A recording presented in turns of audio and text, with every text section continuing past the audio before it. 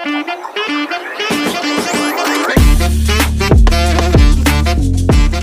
That's pretty good. Yeah, longer team fight, and it's not as susceptible to the burst of the Kagura. Oh my god. Okay. Last pick here. Here's the stats, though. A little stat check for Haji.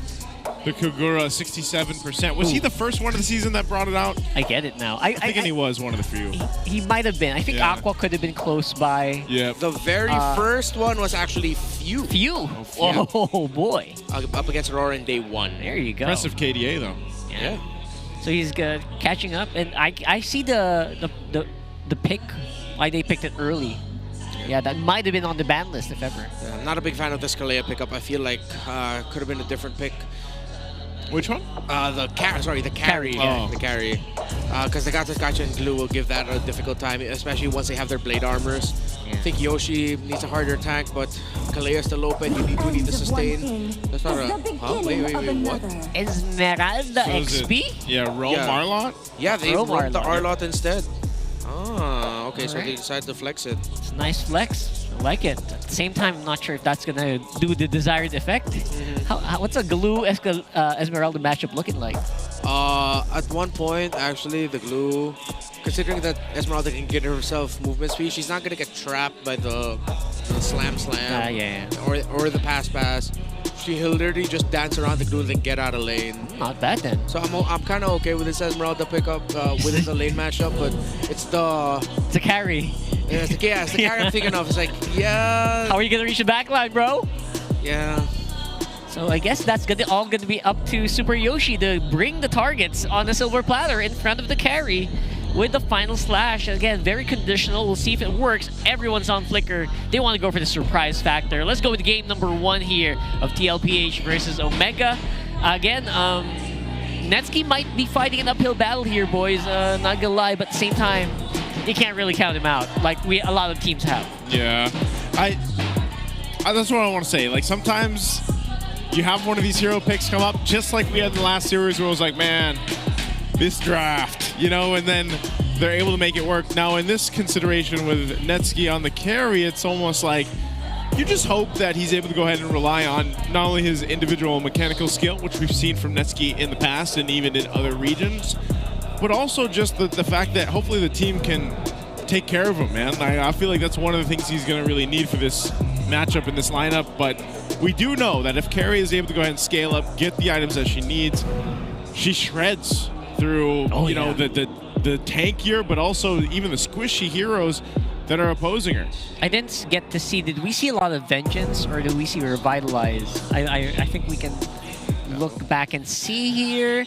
And there you go, it is going to be Revitalize. Yep. No need to go for the Vengeance. I think you'll just see Blade Armors picked up for them later on.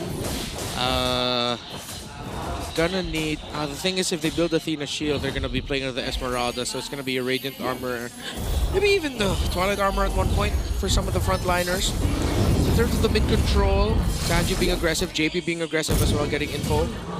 Slowing it down just a little bit, but it's gonna be Ryzen getting to his orange buff first. Carl TZ went top side. It's gonna go for the Litho Wanderer down to his orange. Alright, Carl TZ's jungling speed as usual. Very, very good, but respectable as well for Ryzen, actually. He's keeping up. Yep. Okay.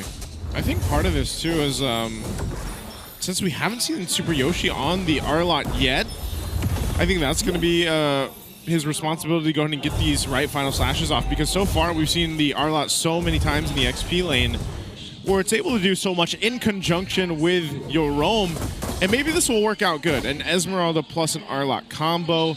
But still, we also don't want to see Super Yoshi in those positions where if he's trying to force a setup with the final slash and even the flicker, and let's say he doesn't land it, then the responsibility is on James to help the team and peel and play that front side. With so much crowd control on the side of Team Liquid Philippines, it's understandable that Ryzen rushed his tough boots first, so he gets the control reduction time on him, while Carl TZ is already on the way to War Axe. Yeah, I was wondering as well if they were concerned at all.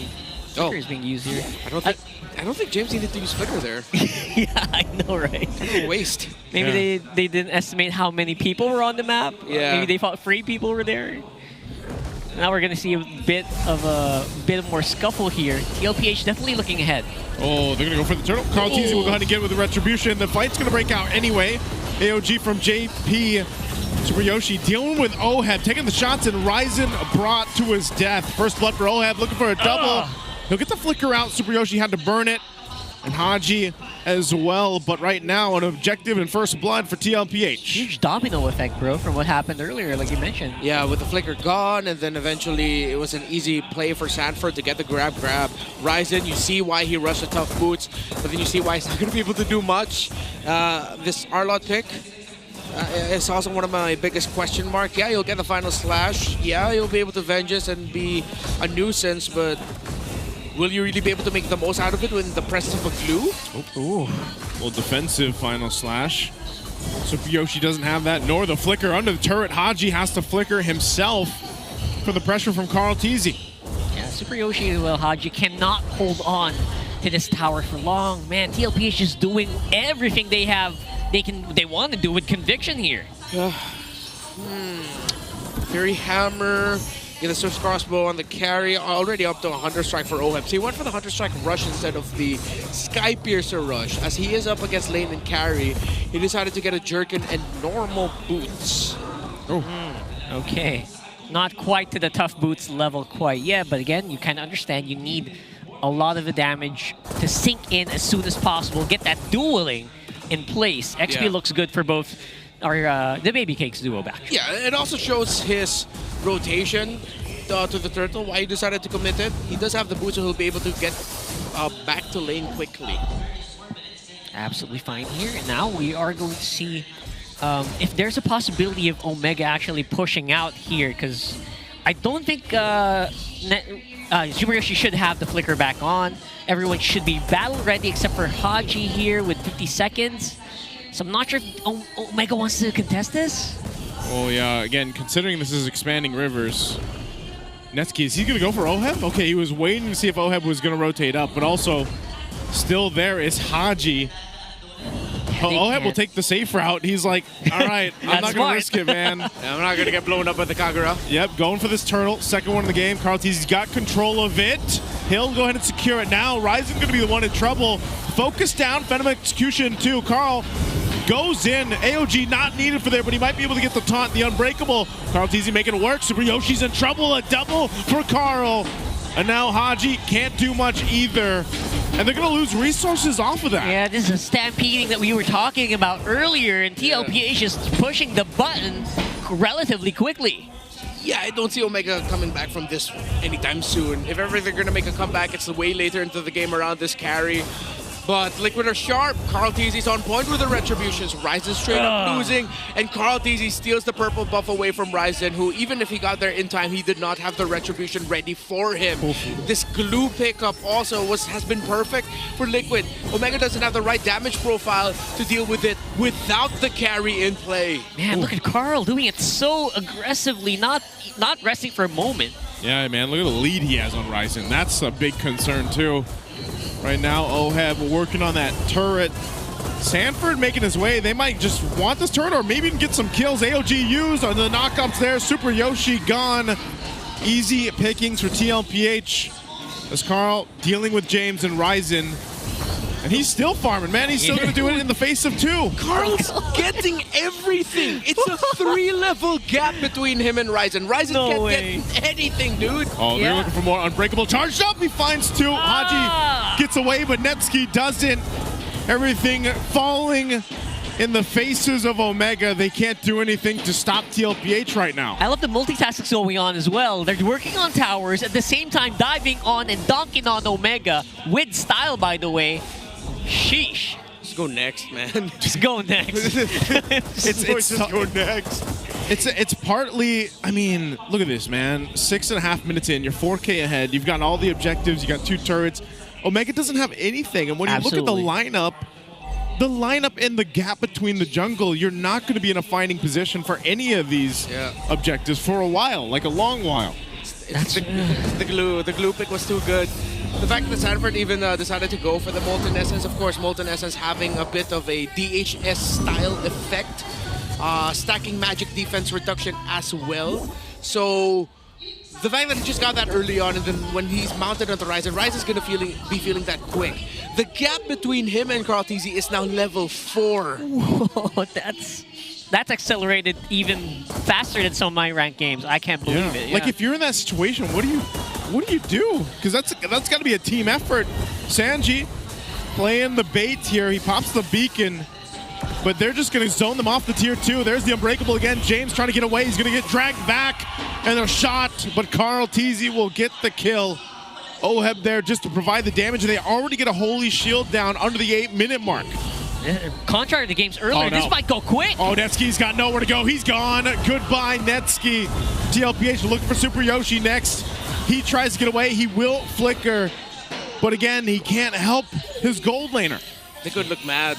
Like, after they lost that sweep to Aurora, they just look pissed off today. Yeah. It's unfortunate for the guy that it's Omega that's standing in their way. Obviously, they're going to have a hard time defending the siege. Oheb already stacked up here. Ryzen's so low, he's gone. And JP finally follows, but look at this. It's all a setup for Tlph. Oheb goes in. He'll get a triple. Looking for the Maniac. He goes in. Netsky, though, give him the kill. Oheb gets it.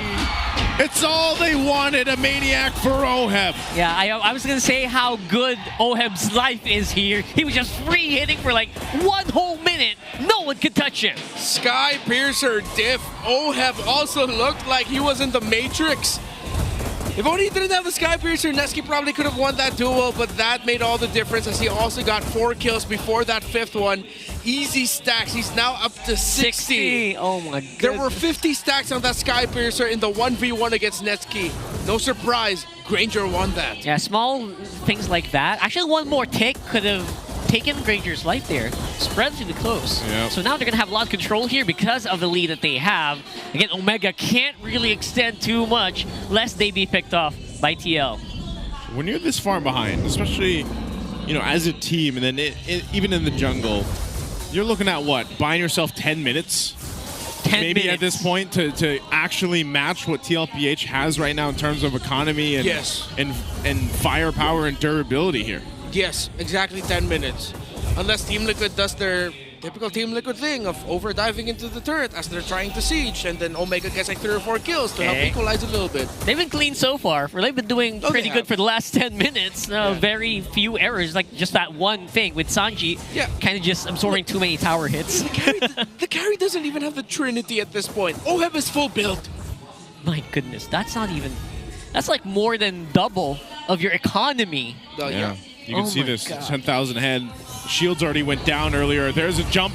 They want to force it. They want to end it here. Tlph jumping in. Super Yoshi up at the front of the line. Carl doing work on Netsky, though. He'll take him out anyway. So still holding it together. Lord's going to be worked on. James will have to flicker defensively. Tlph will go for the top turret. They see the game in sight. They'll go in for it anyway. They're going to look for the end. They'll focus on the base after picking up a couple kills. Ryzen and Super Yoshi can't do anything but go to the fountain. JP will jump in anyway. They know they've got this game. It's a Tlph Liquid Stampede again. It's Tlph having the average game time so far for the day.